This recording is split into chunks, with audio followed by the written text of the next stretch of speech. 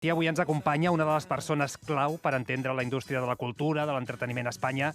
Parlem d'un músic que també és actor, que és doblador, que és presentador, que ha escrit llibres. Ell té un premi Ondas, ha estat nominat als Goya, va ser una figura clau de la movida madrilenya. I l'1 d'octubre, a més, tenim la sort de poder-lo gaudir aquí a la Sala Razmetat de Barcelona, on actua amb la seva banda, amb la mítica, recordadísima Orquesta Mondragón. Javier Gurruchaga, buen día, buenos días. Buenos días, ¿qué tal? ¿Cómo estáis? ¿Qué tal? Oye, ¿cómo le contarías a alguien de 18 o 20 años que nos esté escuchando ahora quién es Javier Gurruchaga? Bueno, pues hombre, si no le ha sonado o no lo ha escuchado, pues es un cantante de un grupo que llevan ya unos cuantos años y que siempre pues sobre todo se han significado por combinar el rock, la música, cabaret, el jazz, el teatro, el circo, toda una especie de gran popurrí muy feliniano, y le animaría a que viniese a ver creo que un espectáculo digno y en directo y sonando muy bien, sin playbacks ni nada raro. Ahí no lleváis trucos, ¿eh? No, siempre ha sido en directo, y es que si no, no tiene sentido salir ahí a mover los labios, los maxilares, pues no tiene sentido. ¿Y del autotune qué piensas tú? Bueno, yo todo lo que se aleje de la verdad, a mí todo lo demás me parece una patochada, ¿no? Yo creo que hay que reivindicar el directo, el vivo, como todos los tiempos. Fíjate cuando cantaban sin microfonía ni nada los cantantes de lírica en un buen teatro con una buena acústica. No, hay que reivindicar el directo. Yo estoy absolutamente en contra de la pachangada, playback, mentira, tal, porque no, eso no es música. Mira, hay una cosa que a mí me ha sorprendido, que es que normalmente los cantantes de bandas míticas como la tuya acaban siendo el cantante de... O sea, hablamos de Dani Martín, que es el cantante del Canto del Loco, de Paul McCartney, que es el ex-Beatle. Pero en vuestro caso ha sido un poquito al revés, porque he mirado el cartel de Razmetat y es un concierto de Javier Gurruchaga y la maravillosa Orquesta Mondragón. ¿Esto por qué? No sé, ¿Has trascendido más allá de...? Son cosas de imagen y tal. No, lo más importante ha sido la Orquesta Mondragón. Javier Gurruchaga pues ha podido destacar más como showman o como programas de televisión o como actor y tal, pero yo siempre he hecho la carrera con la Orquesta Mondragón. Yo creo que es cosas de marketing más bien, no creo que tiene... En cualquier caso vamos a estar... O sea, no es cosa tuya. No, es la Orquesta Mondragón cantando y dándolo todo este sábado en Razmetat, en un homenaje aniversario al grupo 11 bis, liderado por el padrino, que es el líder del grupo.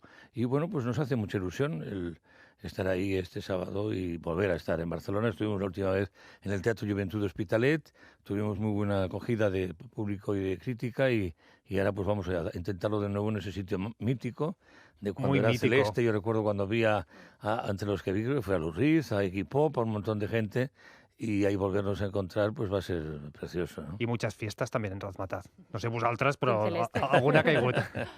Oye, ¿se puede subir al escenario con la misma ilusión después de casi 50 años de carrera? Sí, es la misma ilusión, si no ya me hubiese retirado. A mí me gusta esta profesión, el subirme a un escenario, interpretar personajes, bien sea un esclavo, sea hacer teatro, hacer un musical, cantar, recitar una obra de un underground neoyorquino como Charles Duran, o el musical Golfos de Roma, o en este caso también el espectáculo que estamos llevando ahora por los teatros, Historias Extraordinarias, que es un homenaje con lecturas de Edgar Allan Poe A mí me gusta actuar, me gusta subirme a un escenario, jugar. En el fondo es jugar. Entonces, como comprenderás, un actor que use playback, pues poco puede actuar. El actor... Es un juego de mierda. Es en vivo, ¿no? Es que yo creo que ya últimamente estamos un poco delirando, transigiendo con cualquier cosa prefabricada artificial, que eso no es música, y no es que sea ni antiguo ni moderno. Yo reivindico un poco lo auténtico, lo de verdad, ¿no? Ahora iremos a tu faceta como actor, pero decías, es que me gusta mucho esto, es que es como jugar, y te gusta tanto que en pleno 2022 decides cantar un nuevo single, lo acabas de lanzar, No dispares más, además hablando de la guerra de Ucrania. Sigue yo cantando Imagine, y así podré sentirme siempre un soñador. ¿Qué hacen esos tanques desfilando? ¿Qué hacen los ejércitos en pie?